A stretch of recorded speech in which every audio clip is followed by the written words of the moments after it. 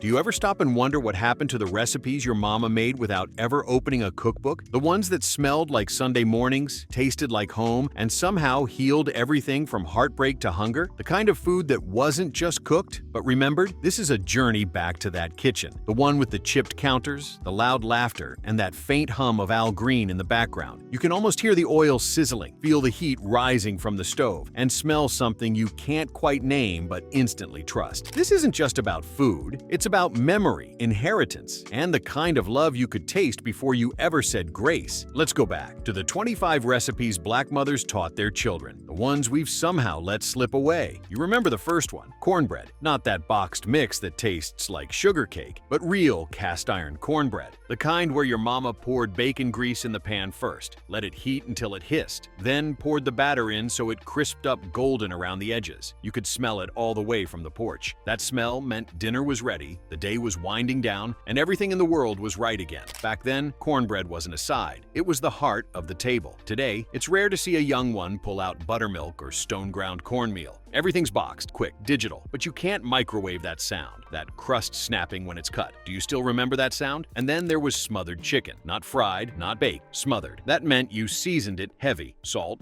pepper, garlic, maybe a little paprika, then browned it slow until the skin talked back at the skillet. Then came the gravy, made from scratch, pulled from the same pan drippings. Mama didn't measure, she felt it. Flour, broth, onions, and thyme. It would bubble low and thick until the whole house smelled like comfort. Back then, that dish meant stay a while. You'd sit down with rice or mashed potatoes, soaking up every drop. These days, we scroll while eating, rushing through meals that used to take half a day. But do you remember when dinner was the event, not the interruption? Next came collard greens with smoked turkey or neck bones. The smell alone told a story. That pot would simmer all day, and you knew not to lift the lid too much or Mama would fuss. She'd throw in vinegar, red pepper flakes, maybe a pinch of sugar if the greens were too bitter. And when it was done, that broth at the bottom, the pot liquor, that was gold. That was history. Vitamins, flavor, and pride all in one. Mama would say, "Don't you dare throw that out." You'd soak it up with cornbread, close your eyes, and feel the ancestors nod. Now, too many folks reach for kale chips and forget that greens used to be our slow anthem. Proof that good things take time. Do you remember the patience of waiting for that pot to finish? Then there was sweet potato pie. Not pumpkin, sweet potato. You could always tell who knew what they were doing by the way they mashed the potatoes smooth. Butter, sugar, cinnamon, nutmeg, vanilla, and just a whisper of lemon to brighten it up. The crust wasn't store-bought. It was rolled on a floured counter with love and maybe a few words of prayer. When that pie came out the oven, the smell wrapped the whole house in Thanksgiving and childhood all at once. And when it cooled, Mama would slice it slow, making sure the first piece didn't fall apart. You'd get that taste, creamy, spiced, soulful. Now you see store-bought pies stacked in plastic. No story behind them, no fingerprints of love. Can you still remember what that first bite felt like? Warm and sweet, like being safe again?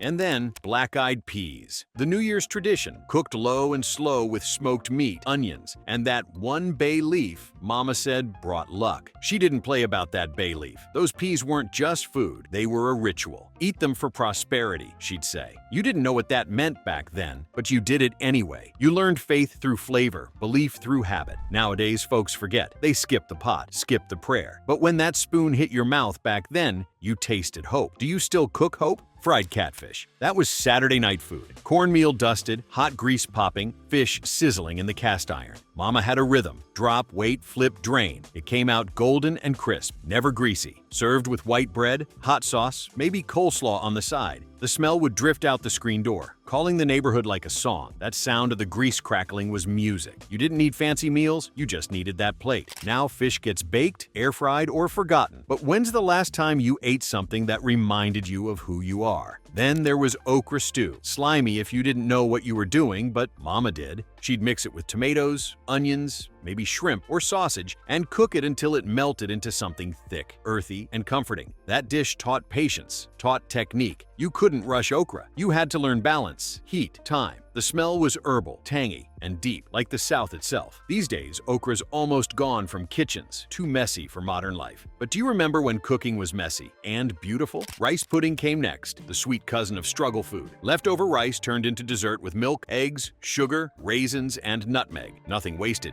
everything cherished. The oven would hum, the top would brown, and that smell, it felt like bedtime stories and hand-me-down quilts. You learned love in those leftovers. Now, leftovers get tossed without a thought. Have we forgotten how to make something special from what's left behind? And, oh, gumbo. That wasn't a recipe. It was a ceremony. Roux made dark as coffee, stirred slow so it didn't burn. That was a test of patience. Okra, shrimp, sausage, crab, onions, celery, bell pepper, the holy trinity of flavor. Every house had its version, its secret. It wasn't just about what was in the pot. It was about who was in the house. Neighbors dropping by, laughter spilling over, stories being told between bites. That pot didn't just feed stomachs. It fed bonds. You can't DoorDash that. Do you still remember what togetherness tastes like? Finally, candied yams. Sweet, sticky, glossy with caramelized butter and brown sugar. Spiced with cinnamon and nutmeg, sometimes topped with marshmallows if mama felt fancy. It wasn't just dessert, it was abundance on a plate. You'd eat them slow, savoring that syrup that dripped into your dressing and made everything taste better. These days, folks cut sugar, cut corners, cut time. But back then, sweetness was a language. Do you still speak it? You see, these recipes weren't just meals. They were love letters, written in grease stains and wooden spoons. Each one carried history, from the fields to the freedom table. And every black child who ever stood on a kitchen stool to stir the pot was learning more than cooking. They were learning survival. They were learning care.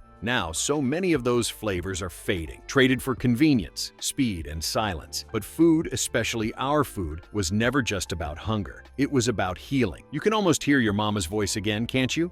Taste it. Tell me what it needs. Tell me, what's the first dish that takes you home? You remember macaroni and cheese? Not the boxed kind with powdered orange dust, but the baked one that was a masterpiece every Sunday. Mama would start by boiling elbow macaroni, careful not to overcook it. Then she'd build that sauce from scratch. Real butter, evaporated milk, a mix of sharp cheddar, Colby, and a touch of Velveeta to make it stretch. She didn't need a recipe. She had instinct. That bubbling golden top that came out the oven, that was more than food. That was ceremony. You'd wait for it to cool just enough so the cheese stretched when you lifted your fork. Back then, every family reunion had a mac and cheese queen, and if hers didn't hit right, the whispers started before dessert. These days, folks grab pre-made trays or toss it in an air fryer. But tell me, do you still remember the joy of scraping the crispy corners for that last piece of perfection? Then there was fried cabbage. You'd hear that sizzle before you smelled it. Butter melting down, onions frying soft, cabbage ribbons going in, then that dash of vinegar to make it sing. Maybe some bacon bits for flavor. The pan steamed and crackled, filling the kitchen with a sweet, tangy perfume that clung to your clothes. Mama always said, cabbage will keep you humble and fed. It wasn't fancy, but it was full of flavor, of memory, of meaning.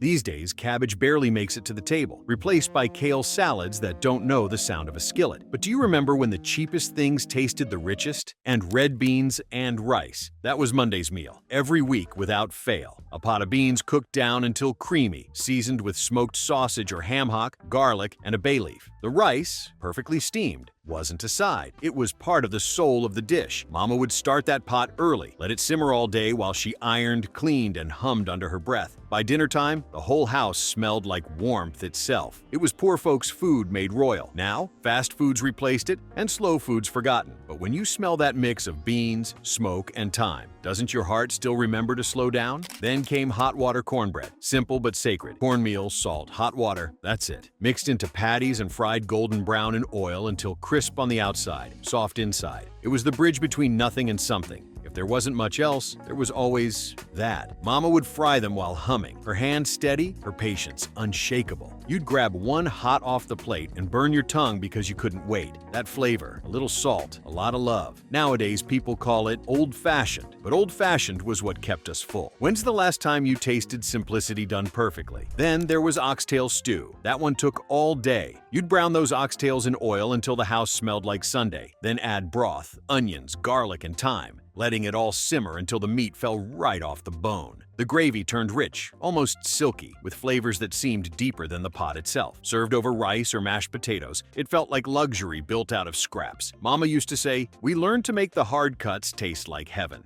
Now, oxtails are high-end, sold in fancy restaurants. But the secret always belonged to her. Do you remember when struggle food was transformed by skill, not money? Chitterlings, or chitlins if you really knew. That smell hit first, strong, stubborn, unforgettable. You could smell it down the block. Cleaning them was an all-day job. Boiling, rinsing, cleaning again. But when Mama was done, and they simmered with onions, vinegar, and pepper, something magical happened. It wasn't about the taste. It was about pride. It said, we made something out of nothing. You didn't always love them, but you respected them. Today, most folks turn their noses up, but that smell, that unmistakable, unapologetic scent of heritage, that's a whole history lesson. Do you remember how love sometimes didn't smell sweet but stayed strong anyway? Next, buttermilk biscuits. The real ones. Soft, flaky, layered with years of practice. Mama never used a cutter, just her hands. Flour dust in the air. Dough folded and pressed with love. When they came out of the oven, hot and golden, she'd brush the tops with butter until they glistened. You'd pull one apart, steam rising, and watch that butter melt right through. Served with syrup, molasses, or sausage gravy. It didn't matter. It felt like morning. Now, biscuits come in cans that pop open. But can you still recall the sound of real dough being patted by hand? Chicken and dumplings. That was the definition of comfort. Chicken simmered until tender. Broth turned thick and creamy. Dumplings dropped in like clouds. You'd hear the gentle bubbling, smell the mix of thyme, onion, and love. That dish hugged you from the inside. On cold nights, it wasn't just food. It was warmth, faith, and peace in a bowl. Today, we sip instant soups, forgetting that soup used to take hours, not seconds. Can you still remember what patience tastes like? Then there was banana pudding. Not the instant one, but the real deal. Homemade custard, layered with vanilla wafers and sliced bananas, topped with meringue browned just right. Mama would chill it and tell you not to touch it yet, though you'd sneak a spoonful anyway. The first bite was soft, sweet, and soothing, like forgiveness. The smell of bananas and vanilla still makes your chest ache with memory. Now it's just pudding cups and whipped cream. But tell me, do you still crave the one that had your fingerprints in the bowl? And beef neck bone stew, poor man's meal turned masterpiece. Simmered slow with onions, carrots, potatoes, and a dark broth that could make you close your eyes in gratitude. Those bones gave flavor nothing else could. Mama said it was meat with meaning. You'd eat it with rice or cornbread, making sure not to waste a drop. These days, neck bones are forgotten, but back then, they were a symbol of thrift, of art, of endurance. Can you still hear the spoon scraping the last bit of gravy off the plate? Then came sweet tea, cold, dark, and strong enough to hold a spoon. Mama would brew it on the stove, pour it over sugar while it was hot so it dissolved just right, then chill it until beads of sweat formed on the glass. You'd drink it on the porch, the world slowing down with each sip. It wasn't just tea, it was time, a pause, a permission to rest. Now tea comes bottled, sterile, soulless. But can you still remember how it felt when time tasted sweet? You see, every one of these recipes was more than nourishment. They were lessons in patience, gratitude, and faith. Each dish told you how to survive with dignity, how to feed a family on spirit when the wallet was thin.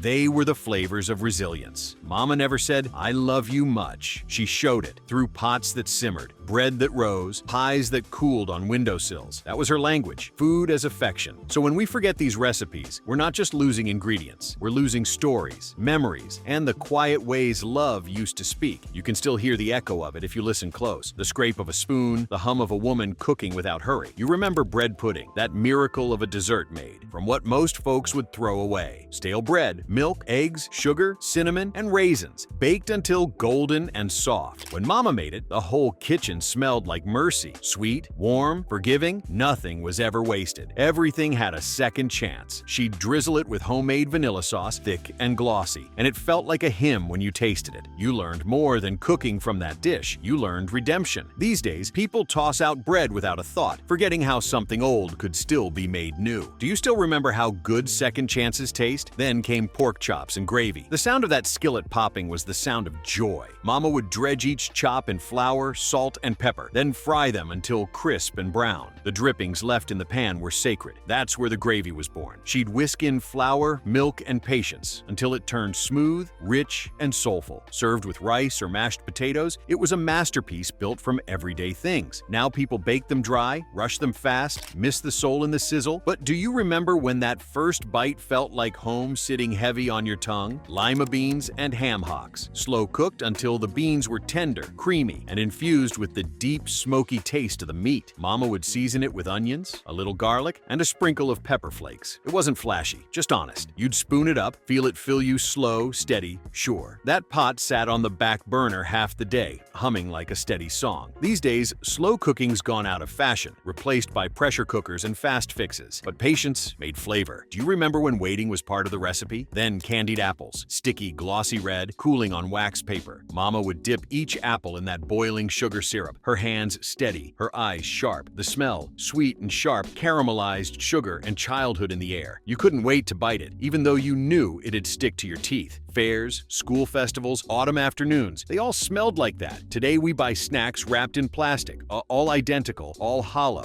But can you still taste the sweetness that left your lips stained red? Mama made it with what was fresh, what was available. It was her way of saying, we make do. Now we chase imported things and forget the magic in what's near us. Do you remember when local wasn't a label, just life? Every dish was a story. Every story a thread in something larger, community. Mama didn't just feed a household, she fed a whole history. Food wasn't about recipes. It was about remembering who we were when we had nothing but each other. And when you sat down at that table, whether it was a feast or a humble meal, you always said grace, because gratitude wasn't just for the good times, it was for the simple ones. That's what these recipes were. Gratitude made edible. And now, as so many of these flavors fade, we have to ask ourselves, what are we passing down in their place? Are we giving our children the taste of tradition or just convenience? The kitchen used to be the heartbeat of the home, where laughter, discipline, and faith all happened over a hot stove. Now it's quiet, stainless steel, lifeless. But maybe it's not too late. Maybe one day you'll roll up your sleeves, turn on the radio, and make one of those dishes again, by memory, not measurement. Tell me, when was the last time a smell made you cry? These days, breakfast is protein bars and screens. But do you remember when history sat on your plate and you ate it proudly? That's what all of this was about. Pride. Black mothers didn't just teach recipes. They taught resilience disguised as dinner. They turned scarcity into abundance, bitterness into beauty, leftovers into love. They measured nothing, yet every dish was perfect. Because perfection wasn't the goal. Nourishment was. Every stir, every simmer, every burnt fingertip was a language. You didn't need to ask if she loved you. You could taste it. You could smell it before you even reached the kitchen door. And now, as those recipes fade, what remains isn't just the loss of food, it's the loss of memory. The kind of memory that tied families together across generations. That said, we made it before, and we'll make it again. But you can still bring it back. You can still find that old cast iron skillet, still fry something slow, still hum a tune your mama used to sing under her breath. You can still fill your kitchen with the same smell that once filled hers. Maybe you'll burn the first batch, maybe you'll forget the spice, but maybe, just maybe, someone younger will walk by, smell it, and stop, because something deep in their bones will recognize it. That's how tradition survives. Not by perfection, but by repetition, by remembering, by cooking, by loving. So maybe it's time to pick one recipe, just one, and bring it back. Make it the way she did. Taste it, close your eyes, and listen for her voice. Because the truth is, those recipes aren't lost. They're waiting in the flour canister, in the bottom of your memory, in that one skillet you never threw away. And when you cook them again, she's there, standing right beside you, wiping her hands on that same old apron, saying softly, "Now that's how it's done, baby." When you think back, you realize it was never just about the food. It was about rhythm, the way your mother moved around that kitchen like she'd rehearsed it her whole life, the shuffle of slippers on linoleum, the hiss of oil, the hum of an old gospel record in the background. You didn't need a recipe card to understand that she was creating something bigger than dinner. She was preserving a language. Every stir, every taste, every sprinkle of salt was her way of saying, "I love you, I've got you, and you're going to be all right." Back then, food wasn't fast. It was patient. A pot of greens could simmer all day. A pound cake took the better part of an afternoon. It was an unspoken rule that flavor took time, that love did too. Today, everything is instant. Instant meals, instant messages, instant everything. But those dishes your mother made, they reminded you that some things can't be rushed. She taught you that seasoning doesn't come from a packet, but from the soul. That it's not about the brand of butter, but the care that melts it into the pan. And maybe that's what's been lost most of all, the patience to sit still long enough for something to mean something. Because her recipes weren't written down, they were lived. She didn't measure, she remembered. Just a pinch, she'd say. A little more till it feels right. You'd stand there, watching, thinking you'd never forget how she did it. But then, life got loud, the world sped up, and somewhere between the drive-thru line and the late nights, you realized how much you missed that slow magic. The truth is, Black mothers didn't just feed their children, they fortified them. Those meals were protection, culture, prayer, and poetry all rolled into one. A pot of beans wasn't just dinner, it was a reminder of survival. Fried chicken wasn't just a recipe, it was a ritual. Sweet potato pie wasn't just dessert, it was identity. Every flavor carried history, whispers from grandmothers who worked fields and kitchens and still made time to feed their families with pride. You didn't just eat her food, you inherited it. Now the challenge is keeping it alive, not as nostalgia, but as practice. When you cook those recipes again, when you stir the pot the way she did, taste it. Close your eyes and say, almost. You bring her back. You carry her through time, through distance, through generations. You remind yourself, and whoever's sitting at your table, that love, real love, is often simmering on the stove long before you taste it. So maybe tonight, instead of ordering takeout, you roll up your sleeves. You pull out that old cast iron skillet, maybe a little worn but still sturdy. You make her biscuits. You fry that chicken. You season those greens the way you remember, or maybe the way you feel. You let the house fill up with the smell of what used to be, because that smell, that's memory cooking itself into the walls again. And when you sit down to eat, don't rush. Take a bite. Close your eyes. Let it hit you. That deep, quiet knowing that you've just done something sacred. You've brought her back for a moment. You've kept the story alive. So here's the truth. Recipes fade, memories blur, but taste remembers. And if you ever find yourself missing her, all you have to do is cook. Because every time you do, she's right there, humming softly, wiping her hands on that old towel, and smiling like she never left. If you still remember even one of her recipes, write it down, pass it on, let it live again. Because love, real love, always finds its way back to the table. Those flavors weren't just food, they were history, love, and lessons disguised as dinner. If this stirred up a memory, don't let it fade. Be sure to click on the card showing on the screen as you pass it on, and keep her kitchen alive, because every recipe you remember keeps her voice alive too. 20. Pickled okra with garlic.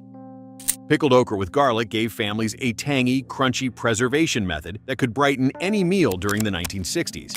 Fresh okra pods were packed into jars with garlic cloves, dill seeds, and vinegar brine, then left to develop sharp, savory flavors that lasted through winter months when gardens rested. This preservation technique originated from West African pickling traditions and became essential for extending garden harvests during times when fresh produce was scarce. The bright taste cut through heavy meals and added life to simple plates, while the satisfying snap of each bite provided textural variety that prevented meal monotony. Reddit users praise the crisp pickle with gentle bite, noting how it cuts through heavy meals and adds life to humble plates. However, the labor-intensive process required careful timing and proper sterilization techniques that many modern cooks lack, while the vinegar and salt could be expensive for families on tight budgets. The verdict: a practical preservation method that added essential nutrients and flavor variety to limited diets, though requiring significant skill and effort to execute properly. 19. Ginger molasses cookies.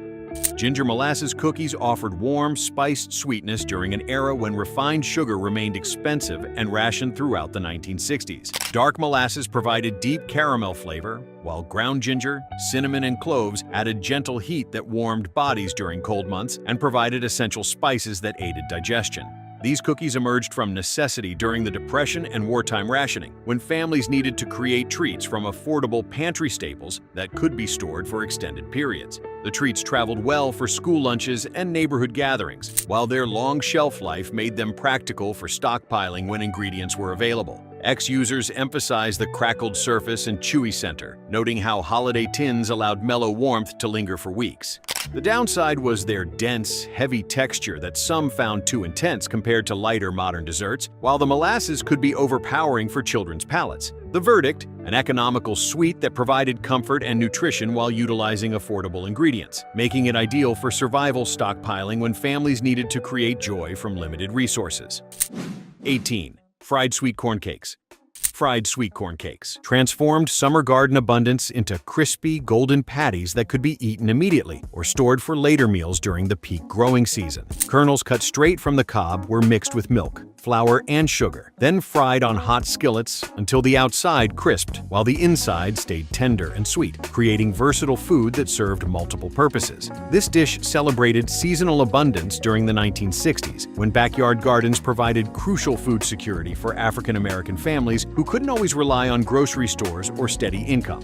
The cakes served multiple purposes as snacks, side dishes, or even breakfast items, while their simple preparation required only basic kitchen equipment that most families possessed. Reddit users note the golden patties with sweet, tender interiors, emphasizing how sizzling oil signaled hospitality to neighbors. However, their dependence on fresh corn limited availability to specific seasons, and the frying process required precious cooking oil that could be expensive during tight economic times. The verdict: a versatile way to preserve corn's nutrition and sweetness while creating filling. Portable food perfect for stockpiling during harvest season when abundance needed to be captured for leaner times.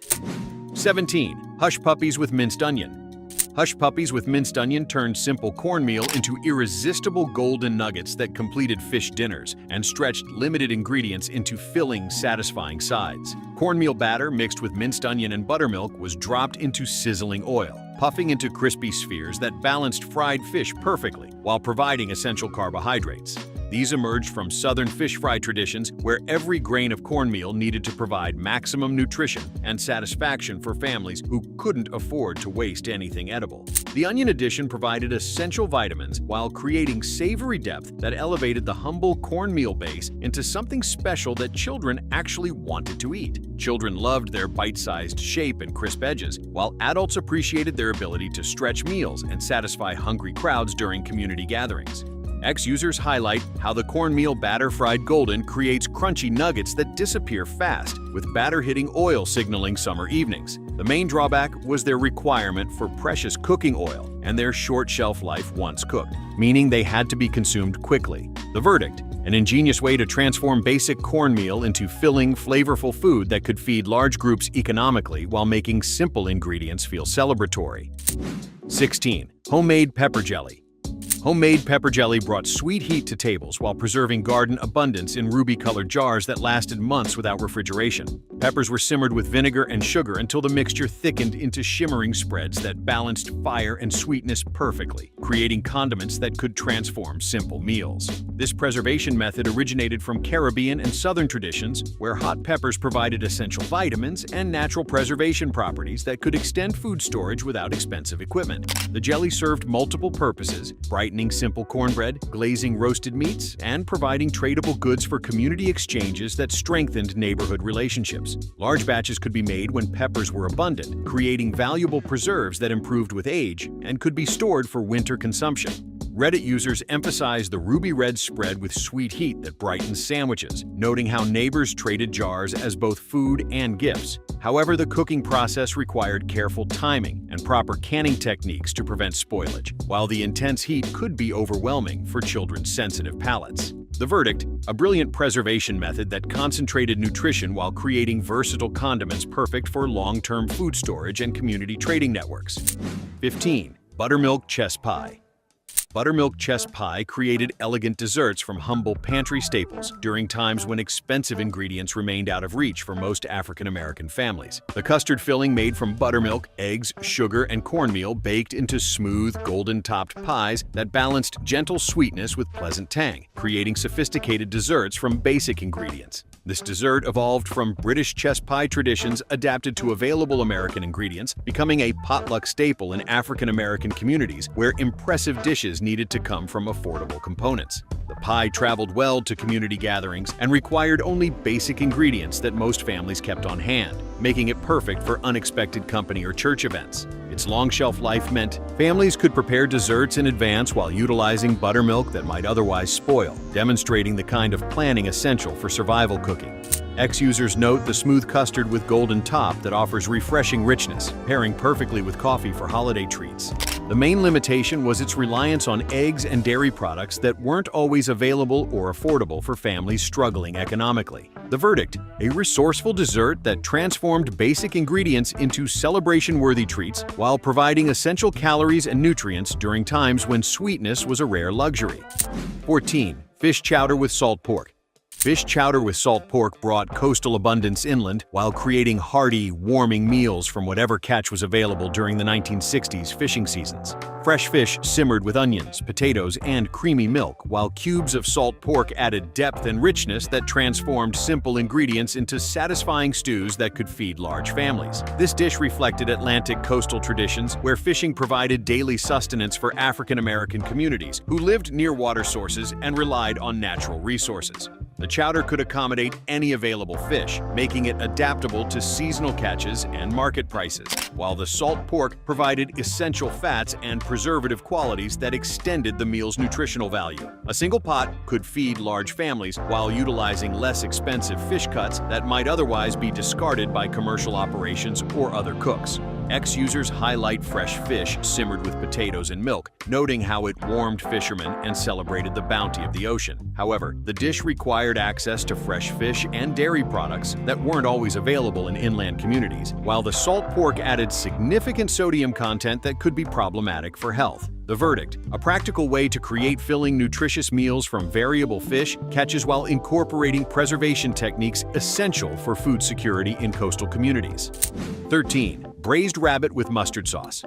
Braised rabbit with mustard sauce delivered tender, protein-rich meals when traditional meats were unavailable or unaffordable during the economic challenges of the 1960s. Rabbit meat was browned, then slow-braised with onions, garlic, and sharp mustard sauce until the lean meat became fall-apart tender, with bright, tangy flavors that masked any gamey qualities. This dish reflected rural traditions, where hunting and small-scale rabbit raising provided crucial protein sources for African American families who couldn't always afford store-bought meat. Rabbits reproduced quickly and required minimal resources, making them ideal for backyard production during economic hardship when self-sufficiency became essential for survival. The mustard sauce added essential vitamins while providing bold flavors that made the lean meat more appealing to children and adults alike. The meat provided complete proteins while requiring less feed and space than larger livestock, making it perfect for urban or small plot farming. Reddit users appreciate the lean, sweet meat as a memorable alternative to chicken or beef, noting the economical delicacy factor. However, rabbit preparation required specific butchering skills that not all families possessed, while the lean meat could become dry without careful cooking techniques. The verdict: an ingenious protein source that provided complete nutrition while requiring minimal resources, perfect for families seeking food independence during uncertain times. 12. Stewed turkey wings with celery and onion. Stewed turkey wings with celery and onion transformed affordable poultry parts into rich, satisfying dinners that rivaled expensive cuts during the 1960s. Turkey wings were browned, then slowly braised with celery, onions, and homemade stock until the meat became tender enough to fall from bones, while vegetables melted into savory sauces that coated every bite. This technique emerged from necessity during the 1960s, when whole turkeys were expensive, but wings remained affordable, allowing families to enjoy turkey flavor without holiday pricing.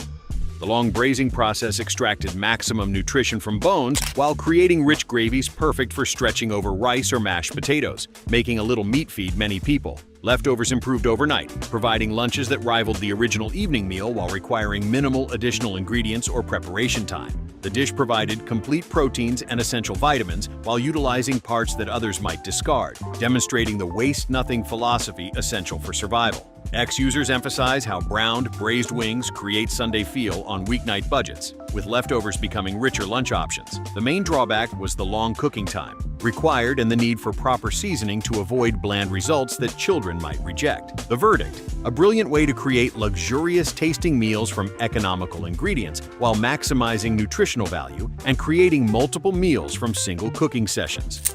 11. Molasses-baked beans with salt pork. Molasses-baked beans with salt pork offered sweet, smoky comfort that fed large groups while utilizing affordable ingredients that stored well and improved with time. Dry beans were soaked overnight, then slow-baked with dark molasses, onions, mustard, and salt pork cubes that melted into rich, sticky sauces that coated every bean. This dish represented the intersection of New England baking traditions with African American resourcefulness, creating filling meals that could stretch across multiple days while getting better each time they were reheated. The beans provided complete proteins when combined with cornbread, while the molasses added essential minerals and complex carbohydrates that sustained energy through physical labor. Large batches could feed church gatherings and family reunions while staying warm for hours without spoiling, making them perfect for community events. The salt pork provided essential fats and preservation qualities that extended shelf life, while adding deep, smoky flavors that made simple beans taste luxurious. Reddit users love the sticky dish as a gathering staple that stays warm and feeds crowds economically. However, the long cooking time required significant fuel consumption, while the high sugar content wasn't suitable for diabetic family members or those watching their weight. The verdict: a practical way to create nutritious, filling meals that fed crowds economically while providing essential nutrients for growing families and demonstrating how patience could transform simple ingredients. 10. Okra Pilau. Okra Pilau blended West African rice cooking traditions with Southern ingredients to create one-pot meals that stretched simple ingredients into satisfying dinners while preserving cultural heritage. Long-grain rice simmered with fresh okra, onions, bell peppers, and sometimes smoked meat bones, creating dishes where okra's natural thickening properties coated each grain while adding essential vitamins and minerals. This dish directly connected African-American families to ancestral cooking methods, preserving cultural heritage while providing practical nutrition that could sustain families through difficult economic periods. The recipe accommodated whatever vegetables were available while requiring only basic cooking equipment and techniques that could be mastered by cooks of any skill level. Children often helped harvest vegetables from backyard gardens, learning the value of fresh produce and shared work while contributing to family food security. The dish provided complete nutrition when combined with small amounts of meat or beans while utilizing ingredients that grew well in southern climates and required minimal resources. Ex-users highlight rice with okra, onions, and smoked bone as both hearty and light, emphasizing ancestral rice cooking as heritage reclaimed. The main limitation was okra's seasonal availability and the texture preferences that some family members found challenging, particularly children who hadn't developed appreciation for okra's unique qualities. The verdict? A cultural bridge that provided nutritious, filling meals while preserving important culinary heritage and utilizing easily grown ingredients that connected families to their African roots. 9. Sweet potato cornbread muffins. Sweet potato cornbread muffins brought gentle sweetness and vibrant nutrition to everyday meals while utilizing abundant root vegetables that stored well through winter months. Mashed sweet potatoes were folded into cornmeal batter, creating tender, moist muffins with natural caramel flavors that required minimal added sugar while providing essential vitamins. This dish emerged from the practical need to use leftover sweet potatoes while creating portable, filling bread that traveled well for work lunches and school meals. The muffins provided essential vitamins A and C along with complex carbohydrates that sustained energy throughout long workdays, making them perfect fuel for physical labor. They served equally well beside savory dishes or as grab-and-go breakfast items for school children who needed nutritious food that would keep them satisfied. The sweet potatoes added natural preservation qualities while creating appealing orange colors that attracted children to nutritious foods they might otherwise resist. Reddit users note the moist, glowing crumb that disappears fast at church socials, emphasizing the tender texture achieved by incorporating mashed potatoes. However, the muffins required fresh eggs and dairy products that weren't always available, while their sweetness could overwhelm some savory dishes when served. Together, the verdict: an ingenious way to incorporate essential nutrients into daily bread while creating appealing, portable foods perfect for busy families who needed nutritious options that could travel well. 8. Homemade cracklin bread. Homemade cracklin bread transformed kitchen scraps into golden skillet cornbread, loaded with crunchy pork cracklings that provided essential fats and proteins while eliminating waste. Cracklings from hog butchering were folded into cornmeal batter, then baked in cast iron until the bread developed crusty exteriors around tender, smoky interiors that satisfied hunger completely. This dish represented the ultimate in waste-not cooking, turning discarded pork skins into valuable nutrition while creating celebration-worthy bread that could anchor entire meals. The cracklings provided essential fats that sustained energy through physical labor, while adding satisfying textures that elevated simple cornmeal into something special that families looked forward to eating. The bread paired perfectly with collard greens or simple bean dishes, while leftovers could be crumbled into other preparations, extending its usefulness across multiple meals. Each batch told stories of community hog butchering and shared resources that strengthened neighborhood bonds while ensuring nothing valuable was wasted. Ex-users emphasize how cornbread with pork cracklings cracklings represents thrift and flavor, noting how the aroma draws neighbors to celebrate hog scraps. However, the process required access to fresh pork processing and considerable skill in rendering cracklings properly without burning them or making the bread greasy. The verdict: a masterpiece of resourceful cooking that eliminated waste while creating nutritious, satisfying bread that celebrated community traditions and turned necessity into luxury. 7. Stewed lima beans with smoked ham bone.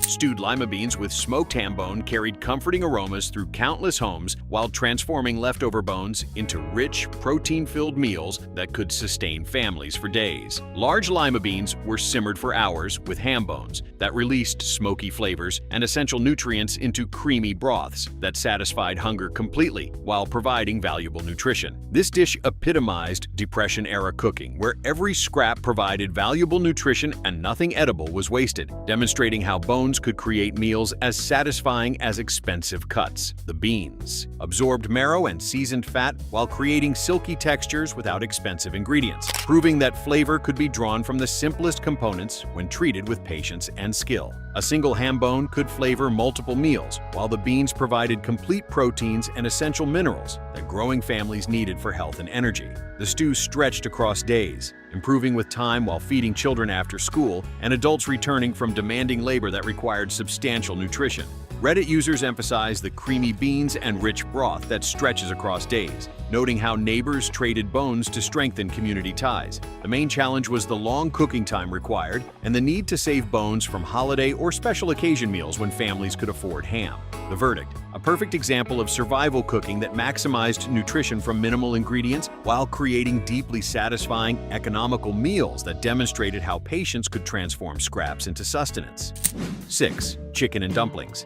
Chicken and dumplings stretched a single bird into hearty meals that wrapped families in warmth and comfort during the most difficult economic times. Whole chickens were boiled with aromatics until tender. Then the meat was pulled from bones and returned to rich broths where flour dumplings simmered until soft but firm, absorbing flavors while adding substance. This dish emerged from necessity during the Depression when mothers needed to make one chicken feed large families for multiple meals, demonstrating how technique could multiply resources. The dumplings absorbed flavorful broth while adding filling carbohydrates that sustained energy through physical labor, creating complete meals from minimal ingredients. The technique required only basic ingredients: flour, fat, and milk, while creating textures that ranged from slick and flat to puffy and biscuit-like, depending on family preferences and available ingredients. Children learned patience watching the slow bubbles while anticipating rewards of warm, hearty food made with visible love and careful attention. Ex-users described the whole chicken boiled with meat pulled, creating dumplings simmered in hearty love that wraps the soul.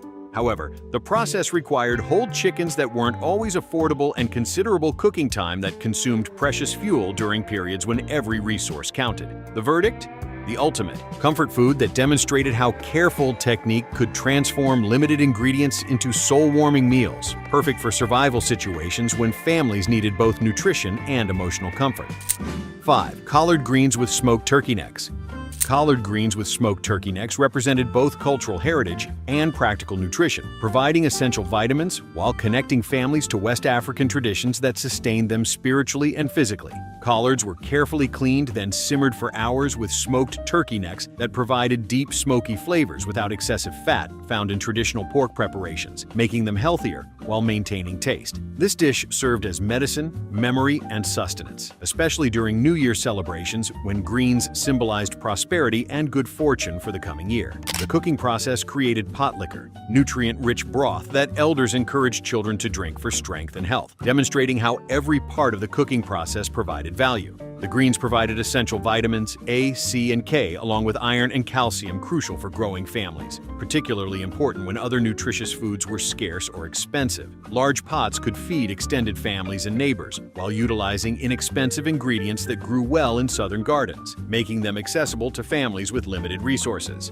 Reddit users stressed the importance of rinsing grit and simmering for hours, noting how pot liquor serves as medicine that should be sopped with cornbread. However, the greens required careful cleaning to remove grit and long cooking times that consumed considerable fuel while filling homes with strong aromas that some found overwhelming. The verdict? A cultural cornerstone that provided essential nutrition while preserving important heritage, making it indispensable for both survival and identity during challenging times.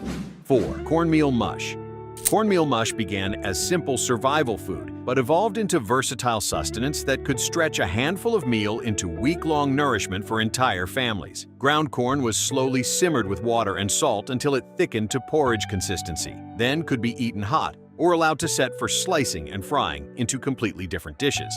This dish represented the foundation of survival cooking, where every grain counted toward keeping families fed through lean times when other food sources were unreliable or unaffordable. The mush provided essential carbohydrates and could be flavored with whatever was available: molasses, milk, or even just salt, demonstrating how creativity could make basic ingredients palatable. When cooled and sliced, it created portable food perfect for fieldwork or long journeys where every crumb helped fend off hunger and provided energy for physical labor. The technique required only basic equipment while creating filling, nutritious meals from minimal ingredients that most families could afford, even during the worst economic times. Leftovers transformed into completely different dishes, proving that creativity could stretch limited resources infinitely when necessity demanded innovation. Ex-users emphasize how the thickened porridge could be sliced and fried, creating humble but filling meals that packed for journeys to fend off hunger. The main limitation was its plain flavor that required additional ingredients to make it appealing,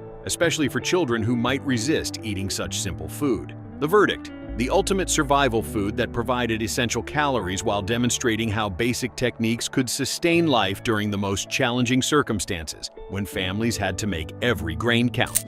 3. Hoe cakes. Hoe cakes carried names and legacy that spoke directly to African American survival, labor, and culinary invention during the harshest periods of American history, when enslaved people created nourishment from nothing. Made from cornmeal, water, salt, and sometimes lard, these simple cakes were originally cooked on hoe blades over open flames when field workers had no access to proper cooking equipment or facilities. This dish represented ultimate resourcefulness, creating nourishing food with nothing but basic ingredients and improvised tools while laboring under brutal conditions that were designed to deny basic human needs. The cakes evolved from plantation fields to freed households, gaining complexity with additions of buttermilk or eggs while maintaining their essential character as filling, economical bread that could sustain life. They served multiple purposes: sopping up pot liquor, stretching stews, or providing quick energy during long workdays when other food wasn't available. The preparation required no special equipment while creating foods that satisfied hunger and provided essential carbohydrates for physical labor that demanded substantial energy. Reddit users note the proof that Black hands could create warmth from survival invention, emphasizing how they evolved with buttermilk while keeping their filling nature. However, their simple nature meant they lacked complete nutrition and required accompaniment with other foods for balanced meals that could sustain health long-term. The verdict: a profound symbol of resilience that provided essential sustenance while preserving the memory of survival against impossible odds, demonstrating how human ingenuity could create life from the barest materials. 2. Pot liquor. Pot liquor represented liquid gold in African American survival cooking, the nutrient-rich broth left after boiling collard greens or other leafy vegetables that contained concentrated vitamins and minerals essential for maintaining health during times of scarcity. This cloudy, flavorful liquid was carefully saved and served by the cupful, with grandmothers urging children to drink it for strength and vitality that would carry them through difficult days. The practice emerged from the understanding that vegetable cooking water contained crucial nutrients that couldn't be wasted when resources were scarce, and every source of nutrition could mean the difference between health and illness. Modern science later confirmed what elders knew instinctively. Pot liquor contained vitamin K, iron, calcium, and other essential minerals leached from the greens during cooking, making it a complete nutritional supplement. The broth soothed empty bellies while providing actual nutritional medicine that could ease sickness and support growing children when other medical care wasn't available or affordable. Some families sopped it with cornbread crusts while others drank it straight, hot and bracing like tea, understanding its medicinal properties. The practice required no additional ingredients while maximizing nutrition from every vegetable consumed, demonstrating how traditional knowledge could extract maximum value from minimal resources. Ex-users emphasize how green broth rich with vitamins soothes empty bellies, noting how elders urged children to drink it for humble strength. The only limitation was its dependence on having vegetables to cook in the first place, which wasn't always guaranteed during the most difficult times. The verdict? Pure nutritional wisdom that transformed cooking byproducts into essential medicine, proving that survival often depended on utilizing every possible source of nutrition available. 1. Ash cake.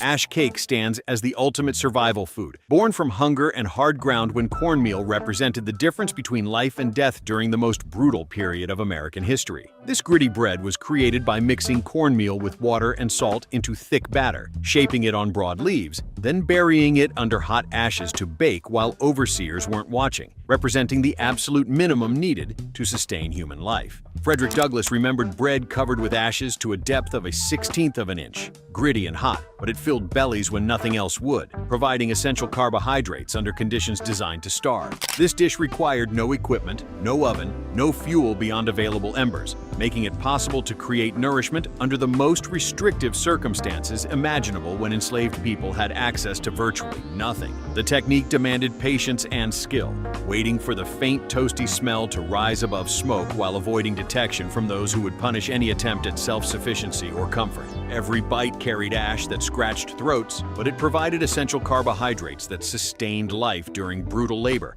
under conditions meant to break both body and spirit. The bread represented pure survival, the absolute minimum needed to keep people alive while working under conditions designed to destroy them physically and psychologically. This wasn't just food. It was proof of human determination to survive against impossible odds using nothing but basic ingredients and fire, demonstrating that life could be maintained even when everything else was taken away. Reddit users note the gritty texture from ashes that filled bellies when nothing else would, emphasizing how Frederick Douglass remembered this field foundation food. The ash cake required only cornmeal, water, salt, and hot embers, yet provided the foundation upon which all subsequent African-American cooking traditions were built, proving that survival could begin with the simplest possible ingredients. The verdict: the most essential survival food ever created by African Americans, representing the absolute foundation upon which all other cooking traditions were built, proving that life could be sustained with nothing more than cornmeal, water, and unbreakable human will to survive.